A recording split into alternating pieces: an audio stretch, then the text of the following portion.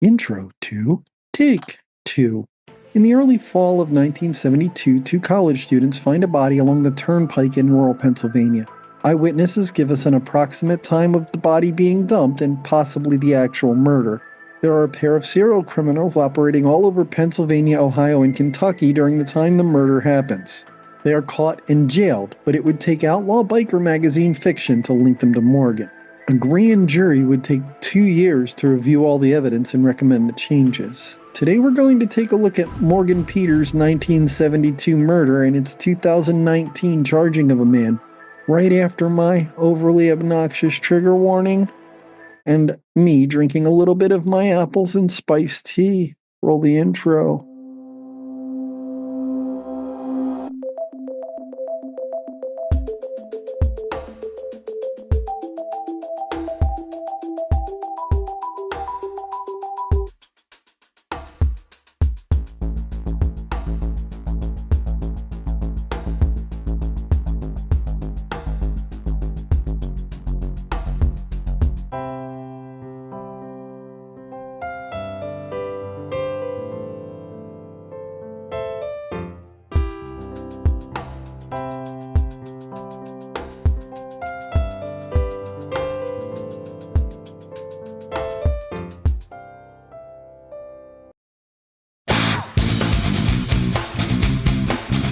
I would imagine that two college students cruising down the Pennsylvania Turnpike on September 20th of 1972 were probably either listening to reports or talking about how the police had just found MJ growing at Paul and Linda McCartney's home.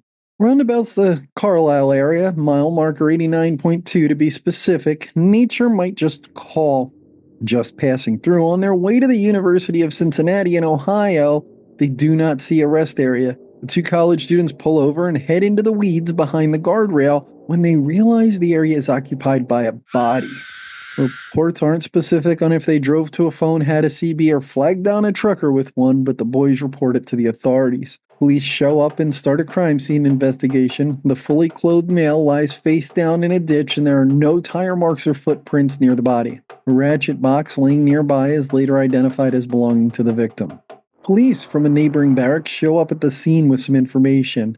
A damaged and partially stripped pickup truck was found on the 18th down by mile marker 171.6. Apparently it's owned by Universal Resolate Products of Hampstead, New York, and the man who was driving it matches the description of the John Doe. The body is taken to the coroner, who orders an autopsy. The time of death is sometime on September 18th. The body had lain there for 2 days. The cause of death is a small caliber gunshot wound to the head. The manner of death is determined to be murder.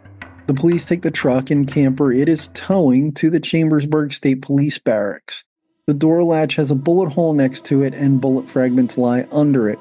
Police identify the man as Morgan Peters, a 28-year-old Olympic wrestler from Allentown and married father of 3 who regularly travels this route for work selling wrestling mats. He also has a reputation for getting into fights at bars and winning them. Those who know him say he would never stop for a hitchhiker, but probably would to help a broken-down woman. They give police a description of Morgan's missing wallet and ask if the police have found his prized AM/FM radio. With that, it's time for the police to start talking to people closer to the scene. Morgan was driving from his Long Island home to a worksite in Latrobe, PA. Universal Resolate Products sells and installs professional wrestling mats for gyms. Morgan, a wrestler who was an alternate on the U.S. Olympic team from Allentown, PA, would be recognizable to the purchasers of these mats. He traveled through New York, New Jersey, and PA regularly to conduct his sales and oversee their installation. Anyway, the witnesses. Morgan bought an alarm clock at a nearby truck stop roundabouts 0200 on September 18th. Nearest I can figure, this is probably whatever truck stop used to be where the rudders off the Carlisle interchange is now. I have no idea what that would have been in 1972. If you do, tell me in a comment, I am a little curious. The employees remember Morgan stopping in. He was a regular. His work brought him through here all the time. They confirmed that he bought an alarm clock, left alone, and headed for the Turnpike. Morgan had mentioned he was planning on meeting someone in New Station, which is a little over a 2-hour drive from the store. Another witness says Morgan told them he was headed towards Pittsburgh, which isn't far on the other side of New Stanton. If this meeting were happening at a reasonable time, Morgan would need to kill 4 to 6 hours on top of his drive time, hence the alarm clock. Witnesses who were passing through come forward. They say they saw a pickup matching Morgan's helping 2 women. This would eventually be a crucial clue in linking the accused to the crime. One witness reports seeing a car and a pickup truck stop near mile marker 189.2. Then they started moving and stopped again. Then they finally pulled out onto the turnpike and drove away. He reports that it looked like the driver was having trouble getting the truck into gear. Remember, this happened in 1972. There's no GPS, there are no cameras at the interchange or truck stop or just about anywhere else except banks. There are no navigation systems in vehicles telling you where they've been. So actually, for the time, this is a lot of information, even if it seems really sparse by 2024 standards. Want to hear something weird? In the beginning of 1972, Larry Villa was a wannabe rock star working at a molding company in Cleveland. According to his then wife Sharon, Larry started increasing the amount of time he spent in bars. He claimed to be attempting to sell his lyrics to bands. Only bands weren't the major attraction at some of the bars Larry frequented. Charmaine Phillips was a dancer at Guys and Dolls Club. She was a headliner that would travel around the country featuring at various clubs. He then climbed into Charmaine's 4-year-old Cadillac DeVille and skipped town in the dead of night on May 11th. In Bowling Green, Kentucky, they purchased a .25 caliber handgun for $50. That's equal to $352 in 2024 money. They did this in a bar. On August 24th, the pair robbed a store in Bowling Green, Kentucky at gunpoint. Larry was the stick-up man and Charmaine the getaway driver. The pair had several means of isolating motorists so they could rob them and potentially more. One of their favorites was to hitchhike or pretend they had car trouble and see if they could get people to stop and help. This routine worked particularly well for them. While Larry had a beard, that's easy enough to hide in the dark, and he also had long, flowing blonde hair. Perfect offset to Charmaine's long, curly blonde mop. On September 4th, Harvey Hoffman sees 2 people pulled over on the side of the road, both with long blonde hair. He gets out and asks what's wrong. The man responds that they're out of gas. Harvey says, "You stopped the right guy. I own a gas station." Harvey drives them to his gas station, invites them in, makes coffee. And that's when Larry says, "I'm not here for the gas. I'm here for the money." Larry pulls out that .25 cal from Bowling Green. Harvey hands over the $62 from the register. Larry asks for his car keys and tells him he has to tie him up in the back room. Charmaine ties Harvey up. Larry tells him to lie down. Larry tells Harvey to look at the wall. When Harvey does, Larry says, "So long." Harvey responds, "Goodbye," and after a long pause, Larry shoots Harvey in the head. But Harvey lives to testify against the pair. He actually called 911 himself, and when the police got there, he was up and wandering around the gas station with the bullet in his head. Larry poses as a hitchhiker on September 20th in Summit County, Ohio, and Jane McGuire is unlucky enough to pick him up. She will never arrive at her sister's home in Wheeling, West Virginia, or her home back in Washington, PA. Larry sexually assaults the 19-year-old college student, then binds her with her own bootlaces, shoots her in the back of the head and in the back, and the bullets match the one they took out of Harvey's head. Larry was arrested at his wife's house in November and has been in jail ever since. I can find almost nothing about Charmaine Phillips because there was a South African serial killer with the same name in the mid-1980s. And when I try to Google up Charmaine, this is all I get, no matter how specific I am. Like, seriously, what are the fucking odds? But anyway, when they arrested Larry, he had Morgan's wallet and radio. Larry's wife Sharon would go from saying it didn't add up to being convinced Larry was guilty in the 1980s because of poetry and a biker magazine. Oh yes, I'm the great. Sharon, like most of his friend, calls Larry Jody. It's a nickname he's always had.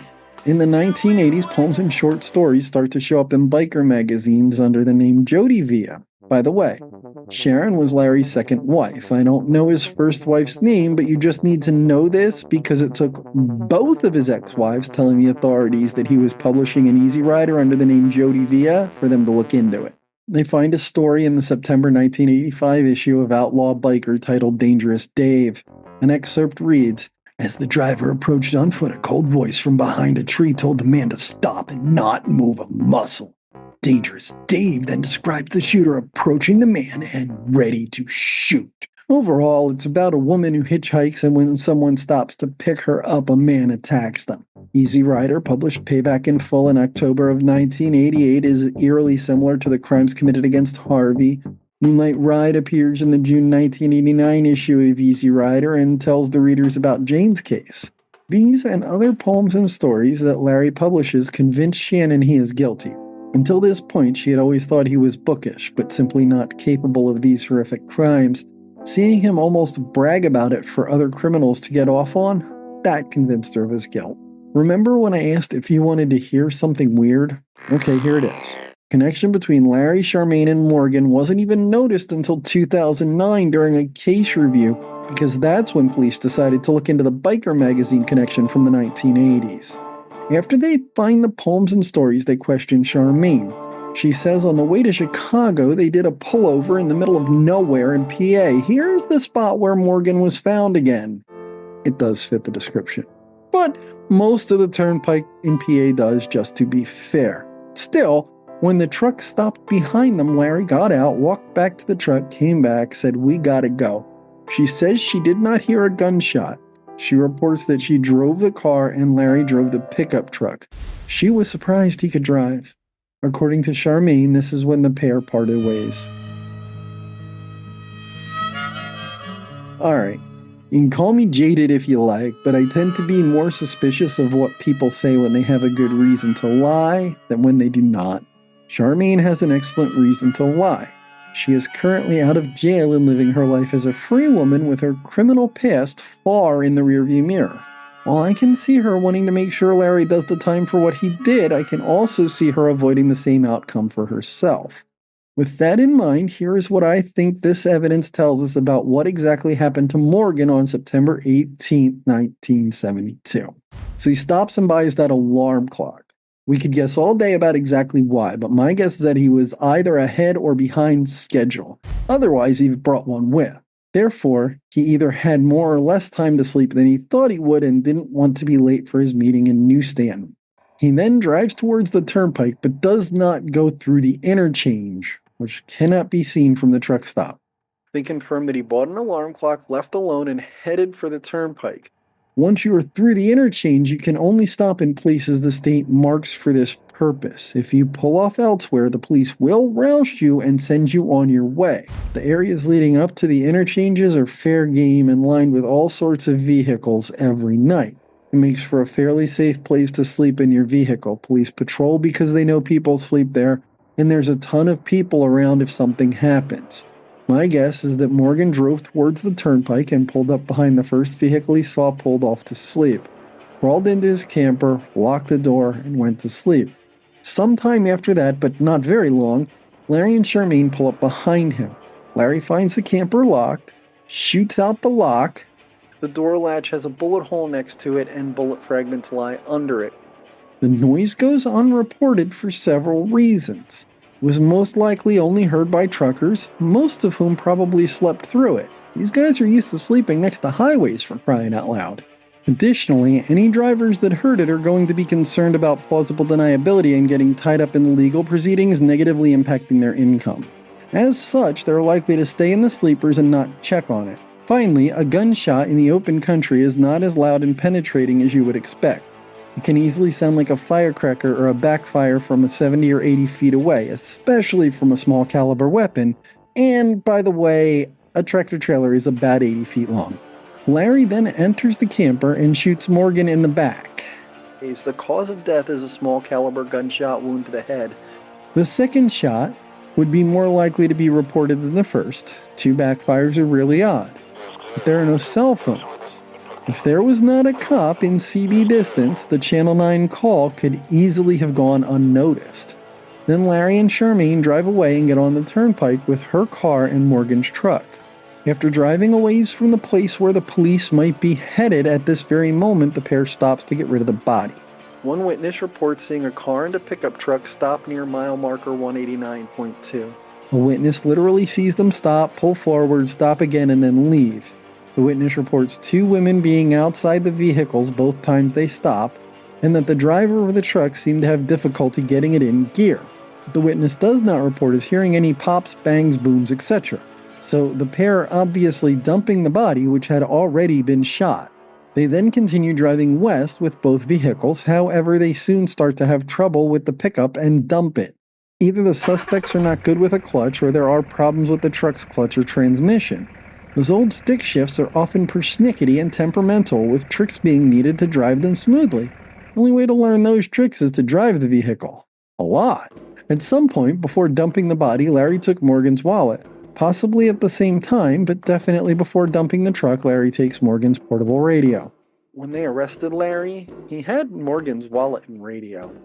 By the 1980s, the bookish Larry is in prison where other inmates enjoy listening to his stories, so he gets the idea to publish them. This will allow him to get some money on his books, which can be used well in prison to facilitate a better lifestyle. Also, it will make him something of a celebrity amongst the inmates. They will admire his brashness and the police's stupidity. And that brings us to the conclusion of Justice Delayed 47 Years, the Morgan Peters story. Do you think that we as a society can prevent more Morgan Peters in the future?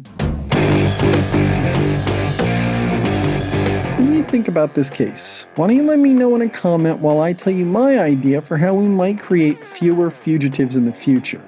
We need to make quarterly medical checkups compulsory for everyone from 0 to 36 months of age.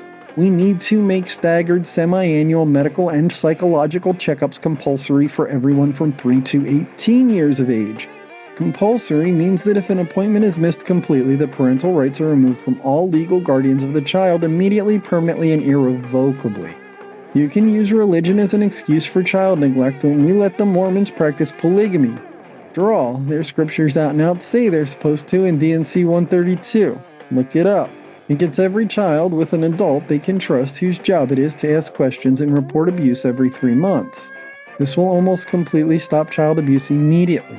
Child abuse is the most commonly cited predictor of serious mental illness later in life. Preventing the predictor might not fix the problem, but it makes it a lot less severe.